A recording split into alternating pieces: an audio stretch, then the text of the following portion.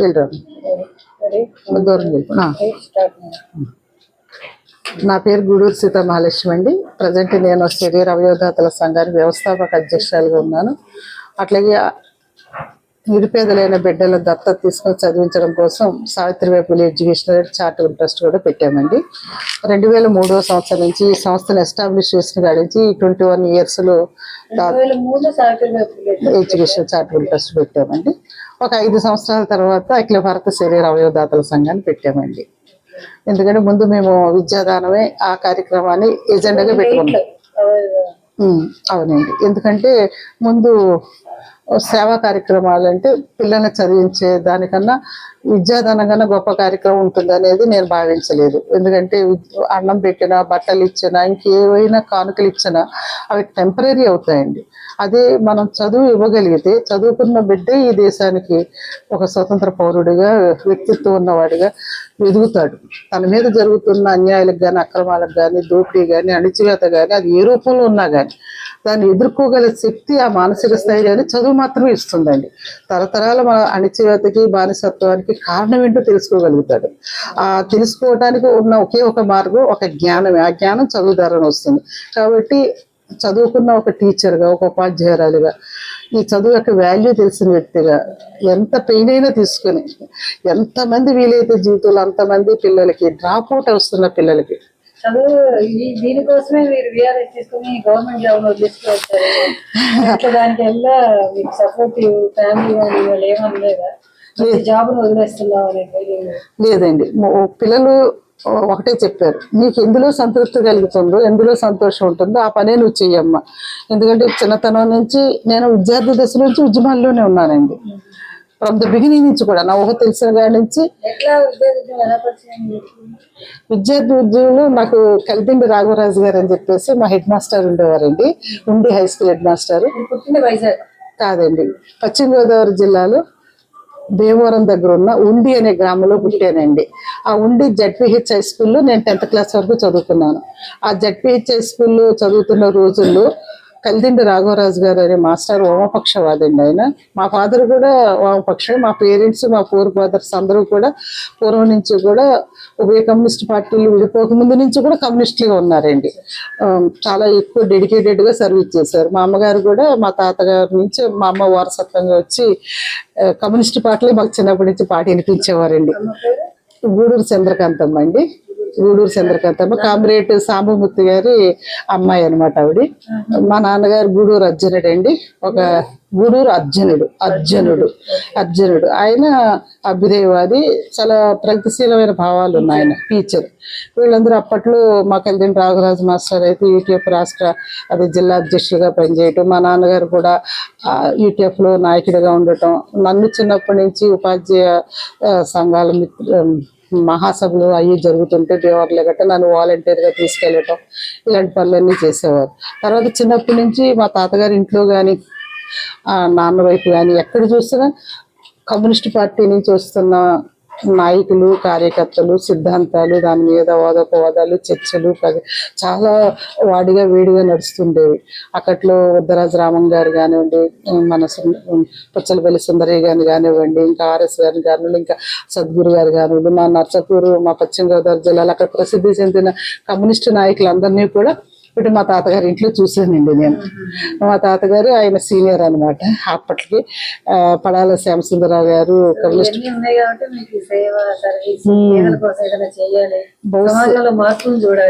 ఏదో వారసత్వంగా వచ్చేసి ఉంటుందండి. బహుశా డిఎన్ఏ ప్రాబ్లం ఏమో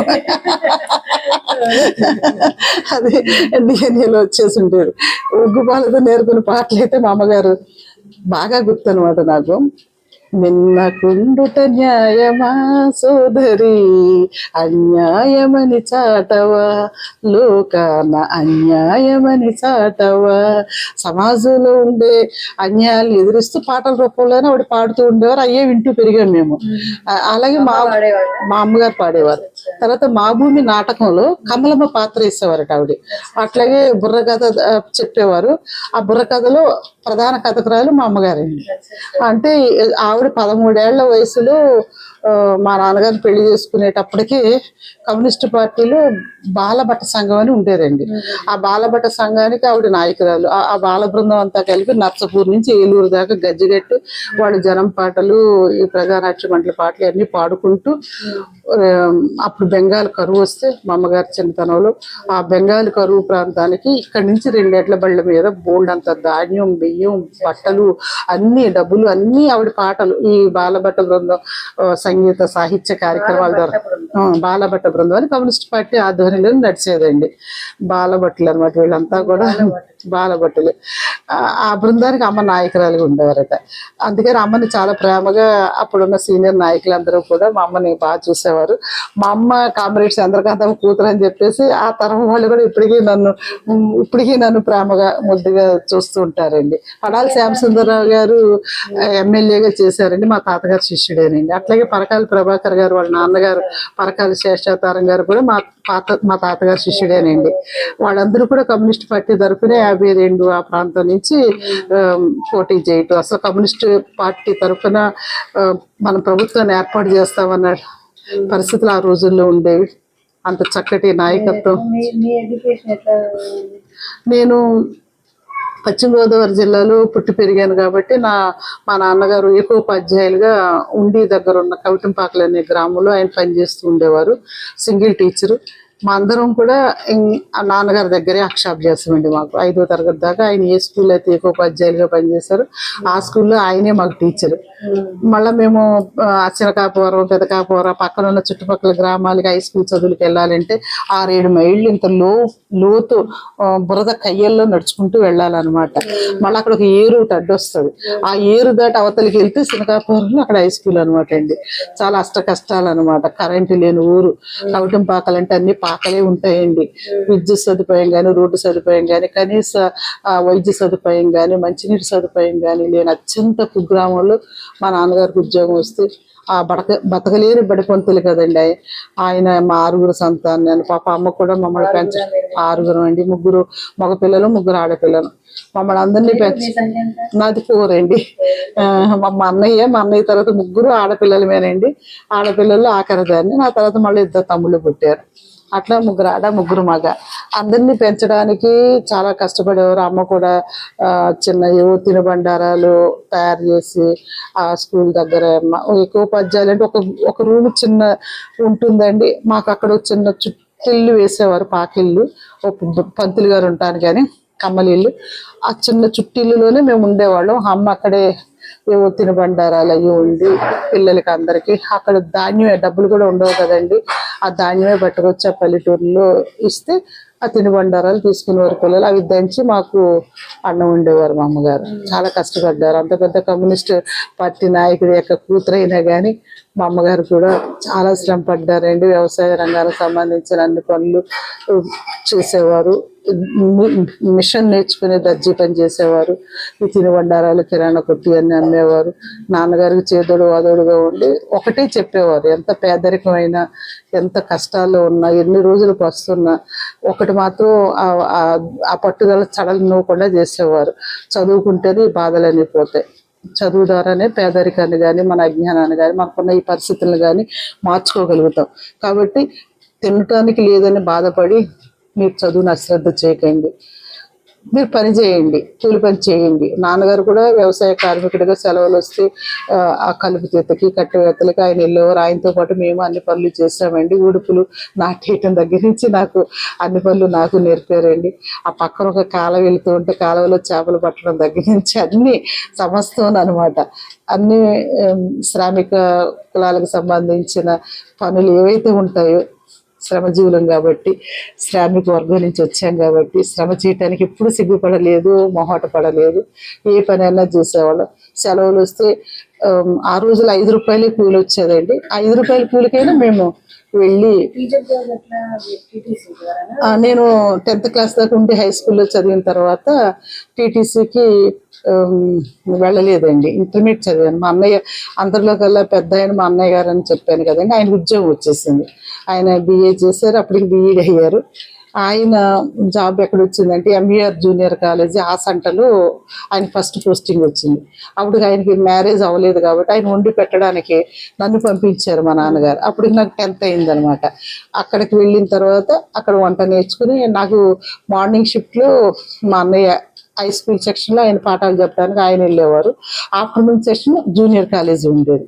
నేను అన్నయ్య వచ్చేసరికి వంట చేసేసి నేను అన్నం తినేసేసి నా పుస్తకాలు చదువుకుని నేను కాలేజీకి వెళ్ళేదాన్ని. అన్నయ్య ఏమో ఇంటికి వచ్చారు. అట్లా అన్నయ్య దగ్గర ఉండి 2 సంవత్సరాలు ఇంటర్మీడియట్ గవర్నమెంట్ ప్రభుత్వ జూనియర్ కాలేజీలో ఇంటర్మీడియట్ చదువుకున్నాను.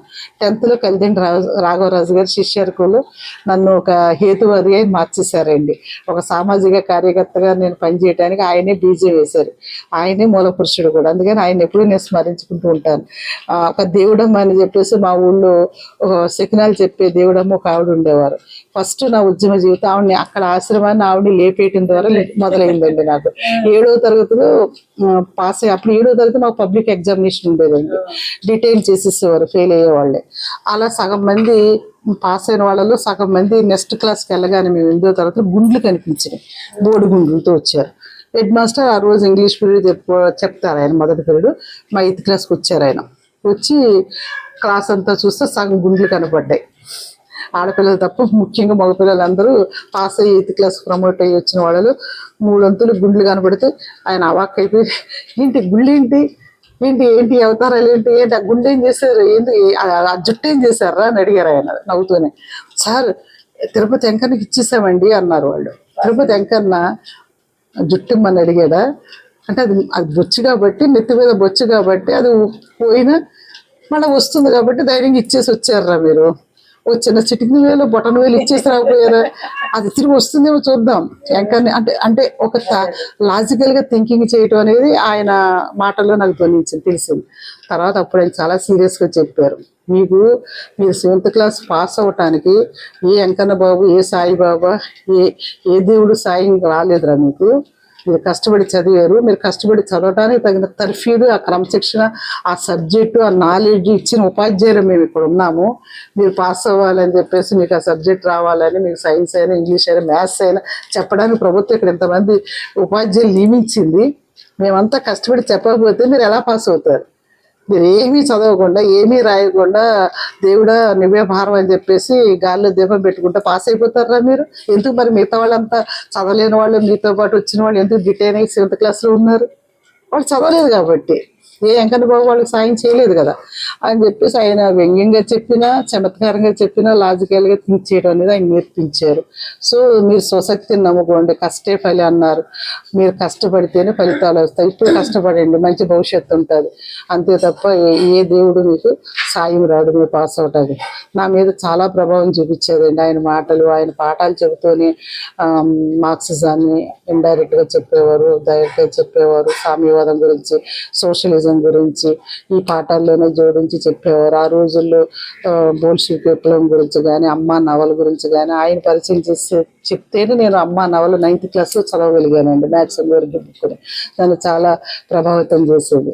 చాలా ఒక రకమైన ఆవిడ జీవితం నాకు చాలా ఇన్స్పిరేషన్ అనమాట. బతికితే అలా బతకాలి ప్రజల కోసం. అలాగా మాస్టరు ఒక సొంత లైబ్రరీ ఉండేదండి. వాళ్ళ అమ్మాయి నాకు ఫ్రెండ్ అయ్యారు. మాస్టర్ వాళ్ళ పెద్ద కూతురు. ఆ అమ్మాయి పుట్టుకతోటి బ్లడ్ షుగర్తో పుట్టారు కాబట్టి స్కూల్కి రాలేరు. ఆయన ఇంటి దగ్గరే పాఠాలు చెప్పేవారు. నేను ఉదయం క్లాసులో నేర్చుకున్న పాఠాలన్నీ మాస్టర్ నన్ను ఇంటికి సాయంత్రం స్కూల్ అయిపోగానే ఇంటికి వచ్చేయమనేవారు కలిదిండి రాఘవరాజు గారు. అక్కడికి వెళ్ళిపోతే మళ్ళీ నాకు రాని సబ్జెక్టు మళ్ళీ మాస్టర్ చెప్పేవారు. నేను రాసుకొచ్చే నోట్స్లు పాఠాలన్నీ కూడా పద్మావతి గారు రాసుకుని ఆవిడ 10th ప్రైవేట్ గానే నేను రెగ్యులర్ స్టూడెంట్. అట్లా మేమిద్దరము ఫ్రెండ్స్ అయ్యాం. ఇక లైబ్రరీ మీద నా కళ్ళు ఎప్పుడు ఉండేవి అనమాట. మాస్టర్ పుస్తకాలు నాకు ఆ రకంగా పరిచయం చేశారు. ఇది చదువు నువ్వు, ఇది చదువు, ఇది చదువు అని చెప్పేసి మ్యాక్సిమం దొరికే సాహిత్యమే కాకుండా అక్కడ ఉన్న టామ్ స్టైల్ కానివ్వండి, మేరీ టేలర్ రాసిన నా జైలు జీవితం కానివ్వండి, రంగనాయకమ్మ గారు సూక్ష్మ 3 భాగాలు కానివ్వండి, ఇక రావి శాస్త్రి గారు, శ్రీశ్రీ గారు, వీణాదేవి గారు మొత్తం అభ్యుదయ సాహిత్యం అంతా కూడా నాకు చదువుకోవడానికి 10th క్లాస్ నుంచి మంచి ఏంటంటారు పునాది వేశారు మాస్టర్ అండి. సాహిత్యం చదవకపోతే ప్రపంచాన్ని ఏమాత్రం కూడా అర్థం చేసుకోలేం. ఒక జీవితం అర్థం కావాలన్నా సమాజం ఎందుకు ఇట్లా ఉందనేది తెలియాలన్నా సాహిత్యం చదవాలనేది ఆయన ప్రేరణగా ఇచ్చారు నాకు. సో అలా రాఘవరాజు మాస్టర్కి నేను చాలా రుణపడి ఉన్నానండి. ఆయనే చెప్పారు, ఇలా గుండ్లు వేసుకొచ్చారు, ఇక్కడ శిఖనాలు చెప్తే తల్లి కూడా పాస్ అవుతుంది అని చెబితేనే మేము పాస్ అయ్యామని కూడా చెప్పారు పిల్లలు.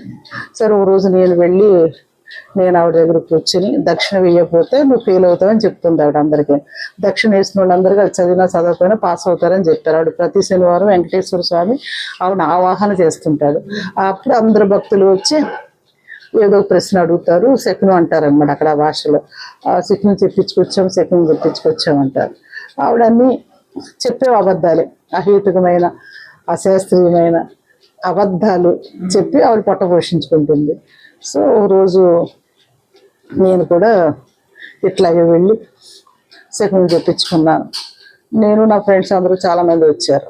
అందరూ డబ్బులు దక్షిణలు భారీగా ఆవిడ దగ్గర పళ్ళెలు వేస్తే చాలా అద్భుతంగా ఆవిడ మనిషిలా ఇలా ఊగిపోతూ వెంకటేశ్వరుడు నిన్ను కరుణించాడే తల్లి, నీకు ఖచ్చితంగా నీకు మంచి మార్కులు వచ్చేస్తాయి, నువ్వు ఫస్ట్ క్లాస్లో పాస్ అయిపోతావే తల్లి వెళ్ళు అని చెప్పేసి దీవించేసి పంపించేసేదాన్ని.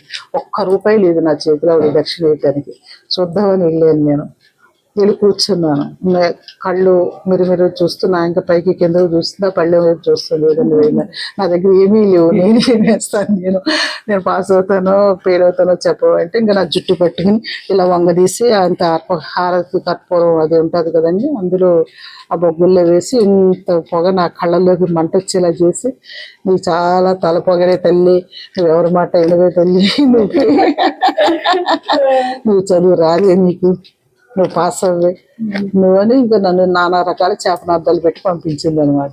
పాప 2-3 రోజులు జ్వరం వచ్చేసి మంచం ఎక్కేసాను నేను. మా అమ్మకేమో భయం వేసింది అనమాట, ఏం జ్వరం ఏంటి అర్థం కాక. తర్వాత పిల్లల ద్వారా నేను స్కూల్కి ఎందుకు రాలేదని అంటే హెడ్ మాస్టర్ తెలిస్తే మా నాన్నగారిని పిలిపించి అడిగారు అనమాట. అడిగితే ఇలా ఫ్రెండ్స్తో కలిసి వెళ్ళిందంటే ఆవిడ ఏదో బాగా తిట్టినట్టు కొట్టినట్టు ఉందండి, ఏదేదో భయపడిపోయిందని. తర్వాత నేను మళ్ళీ తగ్గిన తర్వాత స్కూల్కి వెళ్తే క్లాస్కి వెళ్తే ఆయన అన్నీ వివరంగా చెప్పారు. అది నువ్వు అలాంటి వాటికి బింబేలు పడొద్దు, భయపడొద్దు, అట్లాంటివి ఏమీ జరగవు, నువ్వు ఆవిడ ఫెయిల్ అయిపోతావు అన్న తర్వాత నువ్వేం ఫెయిల్ అయిపోవు, నువ్వు కష్టపడి చదివి 7th క్లాస్ నువ్వు టాపర్గా వచ్చావు కదా, స్కూల్లో 10th కూడా నువ్వు టాపర్గా అవుతావు, నీ కష్టాన్ని నమ్ముకొని ఏది రాకపోయినా టీచర్లు ఉన్నారు ఇక్కడ చెప్పడానికి, నీ సందేహాలు తీర్చుకో, అంతే తప్ప వాళ్ళు ఎవరు ఫెయిల్ అవుతారని చెప్పి నువ్వు ఫెయిల్ అవ్వు, వాళ్ళు ఎన్ని అబద్ధాలు పట్టుకుడు కోసం అలా చెప్తారు, నువ్వు పాస్ అయిన తర్వాత ఆవిడ సంగతి చూడు, అప్పుడు వెళ్ళు. ఇప్పుడు కాదు 10th క్లాస్ నేను హై స్కూల్ టాపర్గా వచ్చాను, రిజల్ట్ వచ్చింది. ఇంకా అప్పుడు ఈ సైన్యాన్ని అంతా వేసుకెళ్ళి ఆవిడ ఆశ్రమాన్ని లేపేసానండి. అది నా మొదటి ఉద్యమం అనమాట. పిల్లలందరినీ తీసుకెళ్ళి స్కూల్ ఎస్పీఎల్ అండి. నేను అప్పుడు అబద్ధాలు చెబుతూ ఎంతమందిని నువ్వు ఇలాగ ఏమార్చుతావు, ఎంతమందికి అబద్ధాలు చెబుతావు, మరి నువ్వు చెప్పేది నిజమైతే అది పాస్ అవుతారన్న ఈ గుండమ్మ వాళ్ళందరూ ఎందుకు ఫెయిల్ అయిపోయారు, నేను ఎందుకు పాస్ అయ్యాను, నువ్వు నన్ను ఫెయిల్ అవుతావు అని తిట్టావు కదా, నేను ఎందుకు పాస్ అయ్యాను అంటే నీకేమీ తెలియదు, అజ్ఞానం, ఈ ప్రజల దగ్గర ఉన్న అమాయకత్వాన్ని నువ్వు క్యాష్ చేసుకుంటున్నావు అని చెప్పేసి అక్కడ దడితో కట్టిన ఆశ్రమే కదండి, కొబ్బరాకులతో దొడ్డు ఆయన పీకేసాము అనమాట. పందిరి గిందిరి అన్ని పీకేసి అవన్నీ చల్లాచెదరు చేసేసి స్కూల్ ఎస్పీఎల్ కాబట్టి మొత్తం స్కూల్ పిల్లలందరినీ తీసుకెళ్ళి ధ్వంసం చేసి వచ్చామన్నమాట. ఆ తర్వాత ఆవిడ కూరగాయలు అమ్ముకుంటూ బతికింది అనుకోండి. ఆవిడ శాపనార్థాలు ఏమి నన్ను ఏం చేయలేదు అనేది అందరికి అర్థమైపోయింది కదా. ఒక నమ్మకం వచ్చింది. ప్రజలని వంచిస్తూ మోసం చేస్తూ అజ్ఞానాన్ని క్యాష్ చేసుకుని బాబాలని స్వామీజీలని జిల్లేలు కూడా అమ్మలాంటి వాళ్ళని వీళ్ళందరినీ ఎదుర్కోవటం ఎలాగో నాకు తెలిసింది. తార్కిక జ్ఞానంతో ప్రశ్నించాలంటే మనం చదవాలంటే మన దగ్గర చాలా నాలెడ్జ్ ఉండాలి. ఆ బుక్స్ నాకు చాలా సహాయం చేసేవండి. బుక్స్ ఇక ఇంటర్మీడియట్ అన్నయ్య దగ్గరికి వెళ్ళాను అన్నాను కదండి, అక్కడ చదువుకుంటూ ఇంటర్మీడియట్ కాలేజ్ టాపర్గా వచ్చాను నేను. తర్వాత బుక్స్ బాగా చదివానండి ఆచండ గ్రంథాలయంలో కానీ మా కాలేజీ గ్రంథాలయం. తదుపరి టీచర్ ట్రైనింగ్కి నేను డాక్టర్ని అవ్వాలనుకున్నాను, కానీ మేము డ్యూ టు మై ప్రావర్టీ, ఎందుకంటే ఇంకా 5 పిల్లలను చదువుకుంటున్నాం కాబట్టి ఎవరికి ఇప్పుడు మాకు ఆర్థిక స్థిరత్వం లేదు, నాన్నగారు జీవితం కాబట్టి ఎటువంటి ఆస్తిపాస్తులు లేదు, అత్యంత దిగువ మధ్యతరగతి కుటుంబం, శ్రామిక వర్గం నుంచి వచ్చిన వాళ్ళం, పేదవాళ్ళం కాబట్టి నా కలగానే మిగిలిపోయింది, డాక్టర్ని అవ్వలేకపోయాను. టీచర్ అయితే నువ్వు ఎంతోమంది డాక్టర్లు తయారు చేయొచ్చు, ఇంజనీర్లు తయారు చేయొచ్చు, ఎంతోమంది మేధావులను తయారు చేయొచ్చు. నువ్వు టీచర్ అయితే నీ దగ్గర నుంచి ఎంతోమంది బయటకు వస్తారు. నువ్వు ఉపాధ్యాయురాలుగా వెళ్ళమంటే అప్పుడు గవర్నమెంట్ టీచర్ ట్రైనింగ్ కాలేజీలో నాకు సీట్ వచ్చింది ఏలూరు అండి. ఏలూరులో ట్రైనింగ్ అయ్యి వచ్చిన వెంటనే ట్యూషన్ సెంటర్ పెట్టుకున్నాను. నేను ట్యూషన్ సెంటర్ పెట్టుకుని ఒక 2-3 నెలలు నేను ట్యూషన్ చెబుతూనే ఉన్నాను. 5 రూపాయలు ట్యూషన్ ఫీజు తీసుకుంటే అంతంత దూరం నుంచి పిల్లలు నా దగ్గరికి పంపేవారు. నేను బాగా యాక్టివ్గా ఆటపాటలతో చదువు చెప్తానని అప్పటికే పేరు పడింది. దాని వల్ల నాన్నగారు కొంచెం చదువుకుంటూ సహాయపడదాము అనే ఉద్దేశంతో అట్లా సెంటర్ పెట్టాను. కానీ ఇంతలో నాకు 83లోనే డిఎస్సి నోటిఫికేషన్ వచ్చిందండి. డిఎస్సి నేను 6th ర్యాంక్తో సెలెక్ట్ అయిపోయాను. నాకు ఉండి ఏ హై స్కూల్ అయితే చదువుకున్నానో అదే హై స్కూల్లో నేను టీచర్గా, ఏ ఉపాధ్యాయులు అయితే అక్కడ ఉన్నారో ఆ ఉపాధ్యాయుల దగ్గర నేను మళ్ళీ సహోపాధ్యాయురాలుగా జాయిన్ అయిపోయానండి. వాళ్ళందరూ చాలా ఆనందపడ్డారు. నాన్నగారు వాళ్ళందరూ కూడా చాలా సంతోషపడ్డారు. అతి చిన్న వయసులోనే టీటీసీ క్వాలిఫికేషన్ తోటి నేను 19th ఇయర్ కంప్లీట్ అవుతూనే నేను జాబ్లోకి వెళ్ళిపోయానండి. 83 డిఎస్సి సెలెక్ట్ అయ్యాను. ఆగస్టులో పోస్టింగ్ వచ్చేసింది నాకు. తర్వాత నేను 39 సంవత్సరాల 7 మాసాలు ఎన్నో గ్రామాల్లో పనిచేశానండి. ఆ సర్వీస్ అంతా రూరల్ ఏరియాలోనే. 89లో మాత్రం నేను వెస్ట్ గోదావరి నుంచి ట్రాన్స్ఫర్ మీద విశాఖపట్నం వెళ్ళిపోయానండి. విశాఖపట్నంలో మా హస్బెండ్ బిహెచ్పిలో డ్రాఫ్ట్స్మెన్గా పనిచేసేవారు. నేను 86లో పెళ్లి చేసుకున్నాను. పెళ్ళైన తర్వాత ఆయన అక్కడే రిటైర్ అవుతారు, ఇంకెక్కడికి ఆయన ట్రాన్స్ఫర్ అవ్వదని తెలిసిన తర్వాత నేను ఇక్కడి నుంచి ట్రాన్స్ఫర్ పెట్టుకొని విశాఖపట్నం వెళ్ళిపోయాను. అట్లా విశాఖపట్నంలో మేము సెటిల్ అయిపోయాం. నాకు 2 పిల్లలు పుట్టారండి. 2లో పెద్ద అమ్మాయి డాక్టర్ ఎం ప్రజ్వల, ఈవేళ అసిస్టెంట్ ప్రొఫెసరు ప్రభుత్వ మానసిక చికిత్సాలయం కేజీహెచ్ విభాగమేనండి. Visakha mental care hospital assistant professor. మాల్యుడు గారు ఏమో న్యూరాలజిస్ట్ అండి, ఎండిడిఎం ఆయన కూడా విశాఖపట్నంలో పనిచేస్తున్నారు. మా అబ్బాయి బ్యాంక్ మేనేజర్ అండి, వాడు బెంగళూరులో పనిచేస్తున్నాడండి. నా కోడలు కూడా సాఫ్ట్వేర్ ఇంజనీర్ అండి. నేను కూడా కులరహిత మతరహిత వివాహం చేసుకున్నాను. మా 2 పిల్లలకు కూడా కులరహిత మతరహిత వివాహాలే చేసామండి. ఎటువంటి మూఢనమ్మకాలు, ఎటువంటి బ్రాహ్మణికల్ కల్చరు, మనువాదానికి మేము తావివ్వము. కులాలకి మతాలకి అతీతంగా బతకాలనే ఒక సంకల్పంతో బతుకుతున్న వాళ్ళు. మానవీయ సంస్కృతి తప్ప, మానవత్వమే మన మతం తప్ప, మానవ కులమే మన కులం అవుతుంది తప్ప ఈ శాఖలు కానీ, కులాలు కానీ, ప్రాంతాలు కానీ, ఈ అసమానతలు కానీ ఈ వీటికి కూడా మేము తల ఒగ్గలేదండి. మా పిల్లలు కూడా అలాగే పెంచాము. వసుదైక కుటుంబ భావనే, విశ్వజనీయమైన ప్రేమతోటి మనుషులు ప్రేమించాలి, ఆదరించాలి అనేది మా సిద్ధాంతం అండి. సో ఇక తర్వాత సామాజిక సేవా కార్యకర్తగా నాకు బీజం పడింది హై స్కూల్ స్టేజ్లోనే కాబట్టి తదనంతరం నేను హేతువాద ఉద్యమానికి పశ్చిమ గోదావరి జిల్లాలోని 89లో నేను ట్రాన్స్ఫర్ అయ్యి విశాఖపట్నం వెళ్ళే వరకు పశ్చిమ గోదావరి జిల్లా హేతువాద సంఘం జనరల్ సెక్రటరీగా పనిచేశానండి. ఆ సమయంలోనే వాటికన్ సిటీ చేస్తానని ఎన్టీ రామారావు గారు ప్రకటించినప్పుడు ఆ వాటికన్ సిటీ నిర్ణయాన్ని, తిరుపతిని వాటికన్ సిటీ చేస్తానన్నారు. ఆ నిర్ణయం వెనక్కి తీసుకునేంత వరకు పెద్ద పెద్ద ధర్నాలు, ఆందోళనలు తిరుపతిలో చేశామండి. ఆ నిర్ణయాన్ని ఆయన వెనక తీసుకునేదాన్ని ఉద్యమాన్ని ఆపలేదు. అట్లాగే హైదరాబాద్ నడిబొడ్డున లాల్ బహదూర్ శాస్త్రి స్టేడియంలో అశ్వమేధ యాగాన్ని తలపెట్టాడు ఆయన. ఆ రోజుల్లో ఆ అశ్వమేధ యాగాన్ని చేయటానికి వీల్లేదు, ఎందుకంటే ఇది హిందూ రాజ్యం కాదు, హిందూ సామ్రాజ్యవాద విస్తరణ కోసం రాముడు ఆ రోజున అశ్వాన్ని వదిలి ఇదంతా నా భూమి, ఇదంతా నా భాగమని ఆయన స్వాధీనం చేసుకుని సామంత రాజులందరూ ఓడించడానికి ఇది ప్రజాస్వామ్య దేశం, డెమోక్రటిక్ దేశాలు ఇలాంటి యాగాలు యజ్ఞాలు చేయటానికి లేదని దాని మీద కూడా మేము పెద్ద ఎత్తున ధర్నాలు చేసి అరెస్ట్ అయిపోయాం. తర్వాత మహేష్ అనే ఆయనకి నాగార్జున సాగర్ దగ్గర 1100 ఎకరాల భూమిని జ్యోతిష్యాలయం కట్టడానికి ఆయన ఒక కలం పొట్టు జియో ఇష్యూ చేశాడండి. దానికి కూడా ఒక 1100 లక్ష కార్డులు మేము రాసామండి. ప్రతి గ్రామం నుంచి ప్రతిరోజు ఎన్టీ రామారావు గారికి ఉత్తరాల మీద ఉత్తరాలు రాస్తూనే ఉన్నాం. ఆ మహేష్కి ఇచ్చిన 1100 ఎకరాలు వెనక్కి తీసుకుంది. జ్యోతిష్యం అనేది కుహనా శాస్త్రం, ఒక బూటకం. అసంబద్ధమైన అశాస్త్రీయమైన జ్యోతిష్యానికి దానికి విశ్వవిద్యాలయమా? దీన్ని తప్పుడు నిర్ణయాలతో మీరు తప్పుడు సంకేతాలు ప్రజలకు ఇవ్వకండి. కాబట్టి దాన్ని వెనక్కి తీసుకునేదాకా ఈ ఉత్తరాల ఉద్యమం ఆపమని చెప్పేసి ఆ 1100 ఎకరాల భూమిని మళ్ళీ ఆ జీవోని రద్దు చేసి ఆ జ్యోతిష్యాలయం కట్టకుండా ఆపేంత వరకు మా ఉద్యమం నడిచింది. ఇట్లా మహేష్ యోగి కానీ, బాలయోగులు కానీ, సత్యసాయి బాబాలు కానీ, జిల్లెలు ముడమ్మలు కానీ, మా హేతువాద ఉద్యమ కార్యక్రమాలన్నీ ఆ రోజుల్లో ఉధృతంగా వాళ్ళు చేస్తున్న అబద్ధపు అసంఘటిత ప్రచారాన్ని బట్టబయలు చేస్తూ ఉద్యమాలు నడిచాయి. ప్రజలు మూఢనమ్మకాలను వదిలించడానికి బాణామతి, చేతబడి ఇవన్నిటిని ఎదుర్కొంటూ అవన్నీ అశాస్త్రీయమని చెప్పి ఆ సంఘటనలు జరిగినప్పుడు వెళ్ళి అక్కడ నిజ నిర్ధారణ కమిటీ వెళ్ళడం ఇవన్నీ చేస్తూ ఉన్న క్రమంలోనే నేను వెస్ట్ గోదావరి నుంచి ట్రాన్స్ఫర్ అయిపోయి విశాఖ వెళ్ళిపోయాను. అక్కడికి వెళ్ళిన తర్వాత ఏకోపాధ్యాయురాలుగా నన్ను గోపాలపురం అనే గ్రామంలో వేశారండి. ఏకోపాధ్యాయురాలుగా వెళ్ళి 1.5 years దాన్ని యూపీ స్కూల్కి అప్గ్రేడ్ చేశాను. 5 ప్రభుత్వ ఉపాధ్యాయులు ఇచ్చారు. 20-30 మంది లోపల ఉన్న పిల్లల్ని 220 మంది పిల్లలకి దాన్ని నేను తీసుకురాగలిగాను. అప్పటికే గిజుబాయి గారు రాసిన పుస్తకాలు కానీ, రైలు బడి కానీ, లేదంటే ఈ పిల్లలకి నా హృదయం అంకితం అనే పుస్తకాలు, సోవియట్ సాహిత్యం విరుగుగా వచ్చేదండి ఆ రోజుల్లో.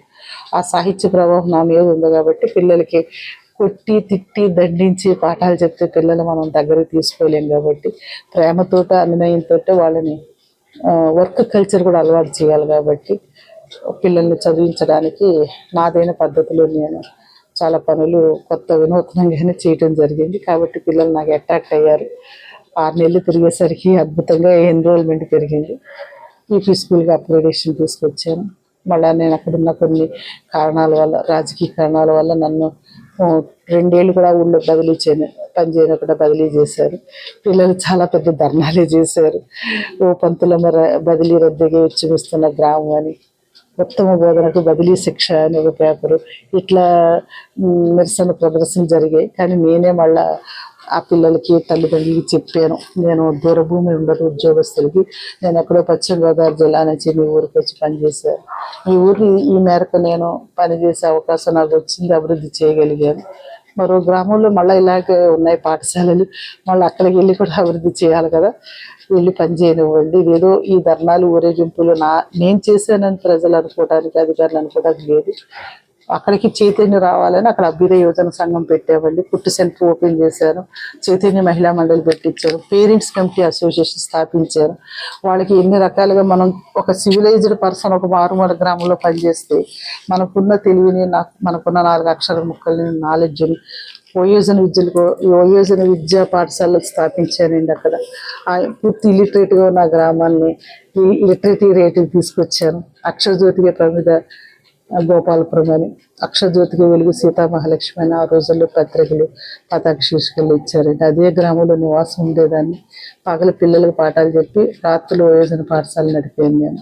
సో ఈ రకంగా నేను ప్రజలతో మమేకం అవటం, పాఠశాల, సమాజం రెండూ కూడా నాకు అభివృద్ధి చేయటం అనేది నా ప్రధాన లక్ష్యంగానే పనిచేశాను. అలా 12 పాఠశాల నా సర్వీస్లో నేను బదిలీల మీద తిరిగాను. అంత రూరల్ ఏరియాలు చేశాను. ఎంత సర్వీస్ చేస్తున్నా, ఎన్ని కార్యక్రమాలు ఉన్నా ఏ రోజు కూడా నా వృత్తిని నేను నిర్లక్ష్యం చేయలేదండి.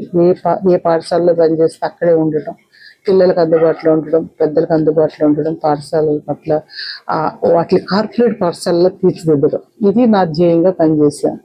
సో 39 సంవత్సరాల 7 మాసాల తర్వాత నాకు దగ్గరలో ఇంకా 60 years దగ్గరకు వస్తున్నాయి. యాక్చువల్గా నేను 58 years నుంచి దీపోదాము సర్వీస్లోంచి బయటకు వచ్చేద్దాం అనుకుంటే, ఎందుకంటే యంగేజ్లో నేను జాబ్లోకి వెళ్ళిపోయానండి. కాబట్టి ఇంకా ఎలాగో ఇంకొక 1 year పెట్టాను కానీ 39 ఏళ్ళు సర్వీస్ చేశాను కానీ నా వల్ల కాలేదు. మా పిల్లలు కూడా పోట్లాడుతున్నారు, స్ట్రెయిన్ అవుతున్నారమ్మా. పైగా నేను కారు తీసుకెళ్ళను. నా కొడుకు లోన్ పెట్టి కారు కూడా కొనిచ్చాడు. డ్రైవర్ని పెట్టుకుని నువ్వు కారులో వెళ్ళమ్మా అని. అది మన సంస్థ యాక్టివిటీస్కే కారు ఆడుకునేదాన్ని. మేము 4 ఎక్కడికన్నా వెళ్ళాలంటే డ్రైవర్ని పెట్టుకుని వెళ్ళటం. స్కూల్కి నేను ఒక్కదాన్ని డ్రైవర్ని పెట్టుకుని ఒక 15,000 డ్రైవర్కి ఇచ్చి 15,000 పెట్రోల్ వస్తే 2 పిల్లలు చదువు అయిపోతుంది. 30,000 నా కోసం ఖర్చు పెట్టుకోవడం ఏంటని ఆ బస్సులు ఎక్కి, ఆటోలు ఎక్కి అట్లాగే ప్రయాణాలు చేయలేను కాబట్టి నేను ఆ గ్రామంలోనే నివాసం ఉండటం. శనివారం నాడు ఇంటికి వచ్చేయటం. మీటింగ్లు ఉంటాయి కాబట్టి నాకు సిటీలో, లేదంటే అప్పటికే ముందుగా డేట్స్ తీసుకుని ఉంటారు కాబట్టి హాలిడేస్, సెలవు రోజులు అన్నీ కూడా ఈ శరీర అవయవదాన ఉద్యమ నిర్మాణం కోసమే దేశమంతా తిరగటానికి వెచ్చించేశాను. ఓ పక్క ఉద్యమం, ఒక పక్క స్కూల్, ఇదన్నీ బ్యాలెన్స్ చేయటం, ఏజ్ అడ్వాన్స్ అయ్యేటప్పుడు కష్టం అయ్యేసరికి ఏది కావాలనుకున్నప్పుడు ఉద్యోగం కన్నా నాకు సమాజం, పూర్తికాలం సమాజానికి పిల్లలకి మీరు ఎడ్యుకేషన్ ఇప్పటికీ ఈ 20 ఏళ్లలో దాదాపు 450 మంది పైన ఇట్లాంటి పిల్లల్ని మేము డ్రాప్ అవుట్స్ పిల్లలు వేరే కారణాలు ఉండనివ్వండి, తల్లిదండ్రులు లేకపోనివ్వండి, లేదా సింగిల్ పేరెంట్ ఉండనివ్వండి, బిలో ప్రవర్టీ లైన్లో ఇవ్వనివ్వండి, వాళ్ళకి ఏ రకమైన ఎకనామికల్ సోర్సెస్ లేక చదువుకోలేని ఆసక్తి పట్టుదల ఉండి కూడా ప్రవర్టీ కారణంగా వాళ్ళు ఉన్నత చదువుకు నోసుకోకపోతుంటే ఆ బిడ్డలు మేము తీసుకున్నామండి. వాళ్ళ ఫీజులు కట్టడం, వాళ్ళని చదివించడం. అమౌంట్ అంతా మీకు తెలిసిన వాళ్ళ ద్వారానే స్పాన్సర్ తెలిసిన వాళ్ళు కాదండి, ఆర్గనైజేషన్ ఒక రూల్ పెట్టుకున్నామండి మేము. ఆ రూల్ ఏంటంటే సావిత్రిబాయి పూలే ఏంటో మీ అందరికీ తెలుసు, ఆవిడ మహాతల్లి, మనందరికీ అక్షరభిక్ష పెట్టిన మహాతల్లి ఆవిడ రుణం తీర్చుకోవటం అంటే మన వల్ల కాదు. ఆవిడ మొదలుపెట్టిన అక్షర యజ్ఞాన్ని కంటిన్యూ చేయటం మనం ఆవిడకి ఇచ్చింది ఇవ్వాలి అనుకుంటాను. కాబట్టి Savitribai Phule education charitable trust పెట్టిన తర్వాత ఇందులో మెంబర్ అవ్వాలి అని అంటే నా దగ్గరకు వచ్చే ప్రతి ఒక్కరు మేము ఏం చేయాలి, ఎంత కట్టాలి మీ సావిత్రిబాయి పూలే ట్రస్ట్లో అని అడుగుతారు అనమాట. అయితే మెంబర్షిప్ అంటూ ఏమీ ఉండదండి. ఎవరు మెంబర్ అవ్వటానికి మీరు ప్రత్యేకంగా 5,000 10,000 అంటే వాళ్ళ దృష్టిలో లయన్స్ క్లబ్, రోటరీ క్లబ్కి ఇంత మెంబర్షిప్ అదే కట్టాలి, అట్లా ఏమైనా కట్టాలని అడిగేవారు. వద్దండి, ఆ డబ్బులు ఒక బిడ్డకి చదివించడానికి మీరు స్పాన్సర్ చేయండి. ఎవరైతే ఒక బిడ్డ చదువు పూర్తిగా చేయటానికి మీరు ఒప్పుకుంటే ఒకళ్ళు ఇద్దరు పిల్లలకి మీరు స్పాన్సర్షిప్ చేయగలిగితే మీరు సావిత్రిబాయి పూలే ట్రస్ట్కి శాశ్వత మెంబర్లే, ఆవిడ వారసులే మీరు. ఇంతేనండి మనకే అన్నాను. బతికినంతకాలం చదవటానికి పిల్లలకు సహాయం చేయండి. మీకున్న ఆర్థిక వనరులు ఎంత పరిమితి చేస్తే అంత సహాయం మా సంస్థ ద్వారా చేయండి. చనిపోయినప్పుడు మీ బాడీని, మీ దేహాన్ని దానం చేయండి. కానీ అందరూ ఒప్పుకోరు కాబట్టి దానికి నేను ఆ కండిషన్ పెట్టలేదు. అది ఇష్టం ఉన్న వాళ్ళు టోటల్ బాడీ డొనేషన్ చేస్తారు, ఇష్టం లేని వాళ్ళు కొంతమంది ఆర్థిక సహాయం అందిస్తారు. 500 రూపాయల దగ్గర నుంచి 10,000 రూపాయల దాకా నెలవారీ కంట్రిబ్యూషన్ ఇచ్చేవాళ్ళు అందరూ కలిపి ఆల్ టుగెదర్ మాకు ఒక 30 మంది ఉన్నారండి. ఇందులో 90% వాళ్ళ మహిళలే ఉన్నారండి. మా సెక్రటరీ గారు, మా ట్రెజరర్ గారు, మా మేనేజింగ్ ట్రస్టీ 3 మగవాళ్ళు ఉన్నారు. మిగతా అందరం కూడా సాధారణ మహిళలమే మెంబర్స్గా ట్రస్టీస్గా ఉన్న వాళ్ళంతా కూడా. మేమందరము ఈ కార్యక్రమాల్లో మాకున్న మా ఆర్థిక వనరుల్ని బట్టి పిల్లలకి ఈ నెలలో 1,00,000 రూపాయలు మేము ఫూలప్ చేయగలిగాం అనుకోండి, అది 2కో 3కో 4కో ఫీజుల కింద చదువుతాం. నెక్స్ట్ మంత్ మళ్ళీ మా మెంబర్షిప్ని మళ్ళీ ఎవ్రీ మంత్ అనమాట అట్లా మా ట్రస్ట్ అకౌంట్లో వేసుకుని వీళ్ళందరూ కూడా మా స్పెక్ట్ మెంబర్స్ అండి. 10 ఏళ్ళ ప్రస్థానం, 15 ఏళ్ళ ప్రస్థానం, ఇది 3వ మహాసభల సావనీరండి. ఇంకా ఇవన్నీ కూడా మా స్పెక్ట్ వాయిస్ మ్యాగజైన్స్ ఉంటాయండి. ఇవన్నీ కూడా మేము ఎంతమంది పిల్లల్ని చదివిస్తున్నాం, ఈ పిల్లలందరూ ఎక్కడెక్కడ చదువుతున్నారు, ఏ స్కూల్స్లో ఏ కాలేజీలో చదువుతున్నారు, వాళ్ళకి ఎంత మనం ఫీ పే చేస్తున్నాం, ఇది సభ్యుల యొక్క సమాచారం కోసం ఒక డాక్యుమెంట్ లాగా ఎవ్రీ 3 monthsకి ఈ స్పెక్ట్ వాయిస్ తీసుకొస్తామండి. ఈ 3 నెలల్లో మేము నిర్వహించిన ఓ పక్క మా ఈ 2 కార్యక్రమాలు కదా, ఓ పక్క అవయవదానం మీద, శరీర దానం మీద ర్యాలీలు చేయటం. ఆగస్టు 3వ తారీఖు నుంచి ఆగస్టు 13వ తారీఖు దాకా చేసేవాళ్ళు. ఇప్పుడు 15 రోజులు పక్షోత్సవాలు చేసేస్తున్నామండి. ఎందుకంటే ఆగస్టు 3వ తారీఖున జాతీయ అవయవదాన దినోత్సవంగా ప్రభుత్వం ప్రకటించిందండి, కేంద్ర ప్రభుత్వం, ఈ సంవత్సరం 2024. అది మేము చాలా పెద్ద ఎత్తున చేసాం. విశాఖ జిల్లాలో మా జిల్లా కలెక్టర్ గారు, జిల్లా అధికారులు అందరూ పార్టిసిపేట్ చేశారు. చాలా పెద్ద ర్యాలీ చేసాం. దాన్ని దృష్టిలో పెట్టుకుని మన తెలంగాణ, ఆంధ్రప్రదేశ్లో కూడా ఇప్పటికి మన ద్వారా మెంబర్స్ అయిన వాళ్ళు టోటల్ బాడీ డొనేట్ చేస్తూ ఒక 60,000 మంది పైసలకి ఎంటర్ అయ్యారండి, రిజిస్టర్ అయిపోయారు.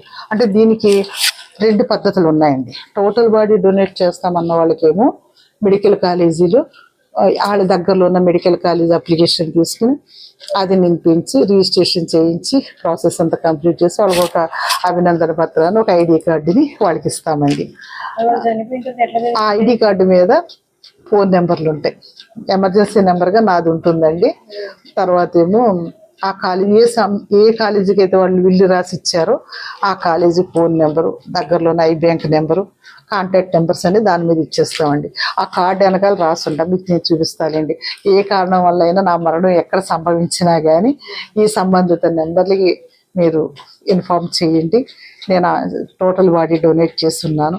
బ్రెయిన్ డెడ్ అయితే మా అవయవాలనేమో జీవనదానం వాళ్ళకి ఇవ్వాలండి, అనుకోని మరణం కాబట్టి. అది జీవనదానం అంటే అది జీవనదానం గవర్నమెంట్ పెట్టిన ఈవేళ www.jeevandan.gov.in అని వెబ్సైట్ ఉంది.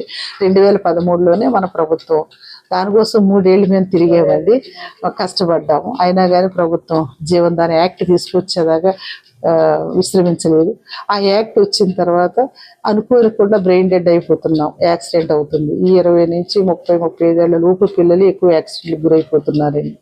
వాళ్ళ అవయవాలైనా ఆరోగ్యంగా ఉంటాయి చాలా, కానీ అంత విలువైన అవయవాలు వాడు మనిషి చనిపోతున్నప్పుడు ఆ ఊపిరి నిలబడలేనప్పుడు ఇంకో 10 మంది ఊపిరి నిలబెట్టడానికి ఇదే అవయవాలు ప్రాణదానం చేస్తాయండి. ఆ ప్రాణదానాన్ని మించిన దానం ప్రపంచంలో ఇంకేదీ లేదు. అట్లా ఈవేళ 1:8 ఒక మనిషి తాను చనిపోతూ 8 మందికి ప్రాణం పోసి చనిపోతున్నాడండి. అదే పునర్జన్మ అంటే మరి ఎక్కడా లేదు. మనం ఈ రకంగా అవయవాలు దానం చేసి వెళ్ళటమే మళ్ళీ పుట్టడం అనేది మేము చెప్పగలిగామండి. కన్విన్స్ అయ్యారు. మేము ఇచ్చిన స్లోగన్ ఆ రోజుల్లో మరణించిన జీవించడాన్ని ఇచ్చాము. అది అప్పుడు అర్థం కాలేకపోయినా ఇప్పుడు ప్రజలు అర్థం చేసుకున్నారు. మరణాన్ని కూడా మనం సమాజ హితం కోసం ఉపయోగించవచ్చు. మరణం ద్వారా కూడా సమాజ రుణం తీర్చుకోవచ్చు. ఇంకా ఏం మీకు ఇంకా చేయాల్సింది ఇంకా పెండింగ్ లో ఉన్నది, నేను చేయాలి నా ఎండింగ్ వరకు అనుకునే ఎట్లా ఏమైనా ఉన్నాయి? 142 కోట్ల మంది ప్రజలకి మనం చేసిన పని రీచ్ అవ్వలేదండి ఇంకా. మేము చేసిన ఈ 20 ఏళ్ళ మా ప్రస్థానంలో కూడా మహా అయితే ఒక 1%, 2% ప్రజలు మోటివేట్ అయ్యి ముందుకు వచ్చి ఆర్గానో బాడీయో డొనేట్ చేయడానికి ముందుకు వచ్చారు. ఇంకా మనం ఎంతో మంది ప్రజల్ని ఎడ్యుకేట్ చేయాలండి, అవేర్నెస్ చేయాలి, ఒక ఆల్టర్నేట్ కల్చర్ని చూపించాలి. చనిపోతే పాడిగట్టి శ్మశానానికి కాదు, పల్లకిలో ఊరేగిస్తూనే మనం మెడికల్ కాలేజీకి వెళ్ళగలం అనేది చెప్పాలి, బోధన చేయాలి. అవయవదానం ఒకటి, పిల్లల ఎడ్యుకేషన్ ప్రధానం. అది ఫర్ ఎవర్ మేము ఉన్నా లేకపోయినా అవయవదానం అనేది నెక్స్ట్ జనరేషన్ నాయకత్వాన్ని తయారు చేసుకుని యువకులకి మేము నాయకత్వం అప్పగించాం. వినోద్ బాలు అనే అబ్బాయి రక్తదాన ఉద్యమ కార్యకర్త అండి మా విశాఖపట్నంలో. ఆయన ఆంధ్రప్రదేశ్ శరీర అవయవదాతల సంఘానికి జనరల్ సెక్రటరీగా పెట్టారు. అద్భుతమైన ఉపన్యాసకుడు ఆయన. 13 వచ్చిన చట్టం సెంట్రల్ గవర్నమెంట్ తెచ్చింది. అంటే సెంట్రల్ గవర్నమెంట్ 1994లోని నోటో ద్వారా ఒక యాక్ట్ చేశారండి, నేషనల్ టిష్యూ ట్రాన్స్ప్లాంటేషన్ యాక్ట్ అనేది ఒకటి ఉంది. కానీ అది ఎవరికి తెలియదు. అంటే ఫస్ట్ టైం మన ఇండియాలో 1994 ఆగస్టు 3వ తారీఖునే ఫస్ట్ ట్రాన్స్ప్లాంటేషన్ ఇండియాలో జరిగిందండి. దాన్నే ఇప్పుడు మనం జాతీయ అవయవదాన దినోత్సవంగా జరుపుకోవడానికి చేస్తున్నాం. కానీ అది నోటా వాళ్ళు అవయవదానాన్ని చట్టం చేసి ఉంచారు అనేది పబ్లిక్కి తెలియదు. ఆ డిపార్ట్మెంట్లో ఉన్న వాళ్ళకి ఎవరికో కొద్దిమంది తెలిసేమో, డాక్టర్కి తెలిసేమో, కానీ ఏ రాష్ట్రానికి దాన్ని విస్తరింప చేయలేదు. అయినా అవయవాలు దానం చేయడానికి, శరీరాలు దానం చేయడానికి ముందుకు రావాలంటే ప్రజల్లో అనేక భయాలు ఉన్నాయి, అపోహలు ఉన్నాయి, అపనమ్మకాలు ఉన్నాయి, మూఢనమ్మకాలు ఉన్నాయి. ఇవన్నిట్లు ఛేదించుకుని ఇవ్వటమే కదా. ఒక మానసిక పరిపక్వత వచ్చిన మనుషులు మాత్రమే చేయగలుగుతారు, ఈ ఇమ్మెచ్యూరిటీగా ఉన్న మనుషులు చేయలేరు. కాబట్టి తెలుగు రాష్ట్రాల్లో యాక్ట్ కావాల్సి వచ్చింది. ఆ యాక్ట్ కోసమే మనము ప్రజలకి ఇప్పుడు అవయవాలు ఇస్తాము, మేము దానం చేస్తామని వస్తున్నారు. ఎవరికి ఇవ్వాలి? ఎవరికి అమర్చాలి? అది వ్యక్తులుగా సంస్థలుగా మనం చేయలేము, అది ప్రభుత్వమే చేయాలి. ప్రభుత్వం దగ్గర అపారమైన యంత్రాంగం ఉంది, వనరులు ఉన్నాయి, అన్ని డిపార్ట్మెంట్లు సమన్వయం చేయగలిగిన శక్తి ప్రభుత్వం దగ్గర ఉంటుంది. కాబట్టి ఇవాళ గ్రీన్ క్యారిడార్లు, ఎయిర్ అంబులెన్స్లు ఇవన్నీ అందుబాటులోకి వచ్చినాయి. ఒక గుండె ఇక్కడి నుంచి తరలి వెళ్ళి వితిన్ 4 అవర్స్లో ఈ గుండె ఇక్కడ చప్పుడు ఆగిపోకముందే చూశారు కదా మీరు. అవును, అక్కడ ఇంకొక మనిషిలో ఆ గుండె చప్పుడు మొదలవ్వాలి వితిన్ 4 అవర్స్లో. అంటే ఇవన్నీ కూడా ప్రభుత్వం ఈ జీవో తీసుకురావడం వల్ల సాధ్యపడిందండి. ఇంత సమన్వయం ప్రభుత్వం లేదు. ఆ జీవో కోసమే మేము ఫైట్ చేస్తున్నాం. రీసెంట్లీ జూలై 12వ తారీఖున ఆంధ్రప్రదేశ్ ప్రభుత్వం ముఖ్యమంత్రి గారు నారా చంద్రబాబు నాయుడు గారిని మళ్ళా కలిసి ఈ 20 ఏళ్లలో నా ఎక్స్పీరియన్స్ అంతా ఆయనకి చెప్పడం జరిగింది. పేపర్ మీద రాసిచ్చాను సార్. 20 ఏళ్లలో 99% పేద వర్గాల వాళ్ళే ఆర్గాన్ డొనేట్ చేశారు. వాళ్ళందరూ కూడా అనామకులుగా వెళ్ళిపోతున్నారు. అవయవాలన్నీ దానం చేసేసి ఆ తర్వాత ఆ బాడీని మూటగట్టి ఆ కుటుంబానికి అప్పగిస్తున్నారు. ఆ మిగిలిన దేహాన్ని అక్రిమేషన్ చేస్తూ వాళ్ళు మళ్ళీ కూలోనాలు చేసుకుంటూ ఆ కుటుంబం బతుకుతుంది. పోషించేసి సరిపోతున్నప్పుడు ఆ కుటుంబం రోడ్డుని పడిపోతుంది. అనురాధ కుటుంబం కానీ ఇంకా చాలా మంది కుటుంబాలు డైలీ లేబర్గా పనిచేస్తూ బతుకుతున్నాయి. ఇవన్నీ నేను ఆయన దృష్టిలో పెట్టాను. అవయవదాతని గౌరవప్రదంగా ప్రభుత్వ లాంఛనాలతో మీరు అంత్యక్రియలు చేయండి సార్. ఎందుకంటే దేశం కోసం అమరుడవుతున్న జవాన్ ఎంత గొప్పవాడు, మన దేశాన్ని రక్షించి అమరత్వం పొందిన ఆయనకు మనం ఎంత గౌరవం ఇస్తున్నాము. తాను చనిపోతూ ఒక 10 మంది ఇళ్లలో దీపం వెలుగుతున్నాడే, ఈ అవయవదాత కూడా అంత గొప్పవాడే అనండి. ఆయనకు కూడా తగిన హానర్ మీరు చెయ్యాలండి. అదే హానర్ చేయాలి సార్ అని అన్నప్పుడు ఆయన చాలా పాజిటివ్గా ఇమీడియట్గా రెస్పాండ్ అయ్యారు. ఇంత మానవీయమైన అంశంతో మీరు ముందుకు వచ్చారు, తప్పకుండా దీన్ని జీవో చేద్దామన్నారు. వెంటనే ఆరోగ్య శాఖ ప్రిన్సిపల్ సెక్రటరీ గారికి, ఆరోగ్య శాఖ మంత్రి గారికి ఇన్స్ట్రక్షన్స్ ఇచ్చారు. ఇమీడియట్గా వితిన్ 15 రోజుల్లోనే ఆగస్టు 3వ తారీఖు కల్లా ఆయన జీవో నెంబర్ MS-95 అవయవదాత అంత్యక్రియలను ప్రభుత్వ లాంఛనాలతో నిర్వహిస్తూ ఆయన జీవో పాస్ చేశారండి. తర్వాత ఈ ఏ కారణం అంటే అసలు మేము ఏం చేస్తాం, మీరు స్పెక్ట్ అంటే madam Savitribai Phule educational and charitable trust అనమాట. దీన్ని అంత అస్తమాను Savitribai Phule educational charitable trust అని అనలేం కాబట్టి ఆ స్పెక్ట్ అని ఇవన్నీ కూడా డాక్యుమెంటేషనే మేడం. ఎందుకు అన్ని డాక్యుమెంట్ చేసుకోవాలి, ఎందుకంటే మొత్తం డాక్యుమెంట్ చేయలేకపోయినా చరిత్రలో ప్రధాన ఘట్టాలు కొన్ని ఉంటాయి, కొన్ని ప్రధానమైన మైలురాళ్ళు ఉంటాయి. ఉదాహరణకి నేను ఇనిషియల్ స్టేజ్లో ఉన్న ఈ ఉద్యమాన్ని మొదలుపెట్టినప్పుడు నన్ను మీ డెడ్ బాడీ ఇస్తారా అని ఒక పేపర్లో నాకు ఫుల్ పేజ్ ఇంటర్వ్యూ వచ్చినప్పుడు నేను కనపడితే పక్కకి వెళ్ళిపోయారండి. నా సన్నిహితులు నా స్నేహితులు కూడా ఎక్కడ డెడ్ బాడీ అడగవద్దు అని చెప్పేసి పక్క సందులోంచి వెళ్ళిపోయారు. తెలిసినా తెలియలేనట్టు నటించేవారు అనమాట. ఎందుకంటే నన్ను పిచ్చిపెట్టినట్టే చూస్తారు, ఎక్కడ అవయవాలు అడిగేస్తాను, ఎక్కడ డెడ్ బాడీ అడిగేస్తాను అని చెప్పేసి ఆ ఇంటర్వ్యూ వచ్చినప్పుడు కంగారు పడిపోయారు మనుషులు. కొంతమంది నాకు తిడుతూ ఉత్తరాలు రాశారు, అది చాలా ఫుల్ పేజీ ఆర్టికల్ వచ్చిందండి, మీరు డెడ్ బాడీ ఇస్తారనేది. ఏం చేస్తావమ్మా, అమ్ముకుంటావా, శవాలతో వ్యాపారం చేస్తావా, బాడీని ఎందుకు పెట్టుకుంటా, ఆ మైలు పడిపోయి ఏంటంటారు దాన్ని ముట్టుకోవడానికి వీళ్ళు, దాన్ని నువ్వు ఏం చేద్దాం అనుకుని నీ డెడ్ బాడీ తీసుకుందాం అనుకుంటున్నావు అని చెప్పేసి ఆక్రోషాన్ని వెలిపించారు. నేను చాలా ఓపికగా సమాధానం చెప్పాను. చనిపోయిన తర్వాత బతుకున్న వాళ్ళకి పాఠాలు చెప్పే అవకాశం ఈ డెడ్ బాడీకి ఉందండి. ఈ డెడ్ బాడీ ఒక సైలెంట్ టీచర్ అవుతారు, బోధనోపకరణం అవుతుంది, ఒక ప్రయోగశాల అవుతుంది, ఒక మహోపాధ్యాయుడిగా మారిపోతుంది, ఒక విజ్ఞాన గ్రంథంగా మన మానవ దేహం ఉపయోగపడుతుంది. కాబట్టి పాఠాలు చెప్పడానికి ఈ వైద్య రంగ పరిశోధనలకి ఈ శరీరాన్ని ఉపయోగిద్దాం, అందుకోసం డెడ్ బాడీ ఇవ్వండి అని అడుగుతున్నాను అనేది. అనేక వందల వేల మైళ్ళ ప్రయాణాలు, మీటింగులు, నిరంతర సదస్సులు, యూనివర్సిటీస్లో, మెడికల్ కాలేజీల్లో, విద్యా సంస్థల్లో అనేక వందల NGOలు పిలిచి మీటింగులు పెడితే కొన్ని ఏళ్ళగా 20 ఏళ్ళగా నేను కాళ్ళు అరిగేలాగా ఇదే మాట చెప్తూ వచ్చాను. అట్లాగే ఆంధ్రజ్యోతి నవ్యాలో కూడా 2010 అక్టోబర్ 6వ తారీఖున ఒక దేహం 18 జీవం అని చెప్పేసి ఒక ఫుల్ పేజ్ ఆర్టికల్ అప్పుడు వచ్చిందండి. అందులో నా ఫోన్ నెంబర్ ఇచ్చారు. అవసరాలు రామకృష్ణారావు గారు అని ఒక ప్రముఖ రైటర్ చనిపోయినప్పుడు నేను ఉస్మానియా హాస్పిటల్గా ఆయన బాడీని ఇక్కడ ఇవ్వడానికి వచ్చినప్పుడు ఆ ఇంటర్వ్యూ వచ్చిందండి. అది మాత్రం వేల మందిని కదిలించింది. ఏంటి ఒక మనిషి తాను చనిపోతూ 18 మందికి ప్రాణం పోస్తాడా అని చెప్పేసి 5ంటికి వెళ్ళిపోవాలి అని చెప్పేసి చాలా మంచి పాజిటివ్ వైబ్రేషన్స్ వచ్చినాయి. అట్లా నిరంతరంనండి అన్ని మీడియా, ప్రింట్ అండ్ ఎలక్ట్రానిక్ మీడియాలో విపరీతమైన కథనాలు వచ్చినాయి. చరిత్రలో వీళ్ళు మిగిలిపోతారు, చరిత్రలో చిరంజీవులు, వీళ్ళు మరణించిన చిరంజీవులే, ఈ చరిత్రలు ఇది అపూర్వ ఘట్టం. ఇట్లా 35 మందితో 2008 అక్టోబర్ 9వ తారీఖున మేము వేసిన పునాది టోటల్ బాడీ డొనేషన్తో ఈవేళ 60,000 మందికి వెళ్ళింది. అంటే మానవతావాదులు, ప్రేమించేవాళ్ళు, సమాజానికి ఇవ్వటం నేర్చుకున్న వాళ్ళు, పరిపక్వత ఉన్నవాళ్ళు, సామాజికవేత్తలు, రైటర్స్, విద్యావేత్తలు, మేధావర్గం దీనికి నాకు ఫుల్ సపోర్ట్ ఇచ్చారండి. కాబట్టి ఉద్యమం ప్రజల మన్ననకు పొందింది. ఏచూరి గారు, ప్రొఫెసర్ సాయిబాబా గారు లాంటి వాళ్ళు, అట్లాగే విజయలక్ష్మి లాంటి వారు, అంటే మన డాక్టర్ విజయభారతి గారు లాంటి వాళ్ళు ఇంతమంది బాడీ డొనేట్ చేశారండి. థ్యాంక్ యూ అమ్మ. మాట్లాడటానికి ఇది అతి పెద్ద సబ్జెక్ట్ అండి, ఇది ఒక వాషన్ అనమాట. దీన్ని కదిలిస్తూ ఉంటే ఎందుకంటే 20 ఏళ్ళ అనుభవాన్ని ఒక గంటలోనూ అరగంటలోనూ చెప్పుకోలేనండి. యాక్చువల్గా ఈ ఉద్యమానికి సహకరిస్తున్న వాళ్ళ పేర్లు కానీ ఉద్యమానికి పనిచేసిన వాళ్ళ పేర్లు కానీ చెప్పాలని అనుకున్నాను, కానీ ఇది సాధ్యపడదు. మీకోసం మీకు ఒకటి ఎవరైనా మీ తరఫున ఫ్రెండ్స్ గెస్ట్లు పిలవండి మేడం, అందుకోసం ఇచ్చాను. వెళ్ళొస్తానండి. థ్యాంక్ యూ సలీమా గారు. మర్చిపోకండి ఆ రోజు కొంచెం పాత 5 కల అక్కడ ఉండేలాగా ప్లాన్ చేసుకోండి.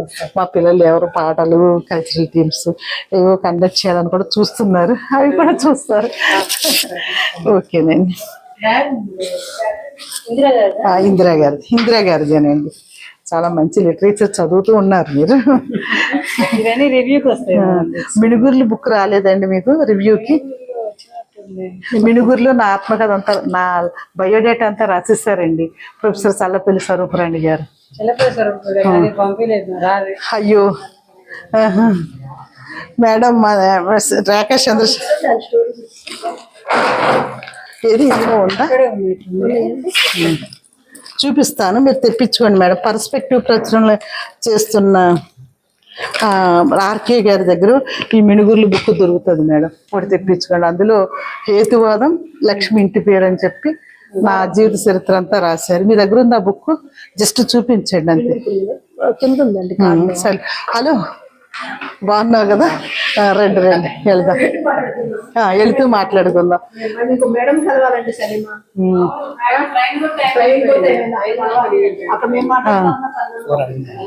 4 అయిపోయింది, ఇంటర్వ్యూ లేట్ అయిపోయింది. ఆ పిల్లలు వెళ్ళిపోయారా?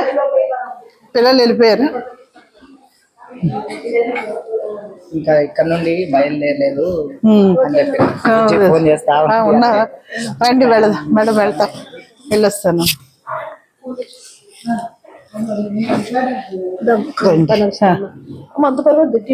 పర్వాలేదు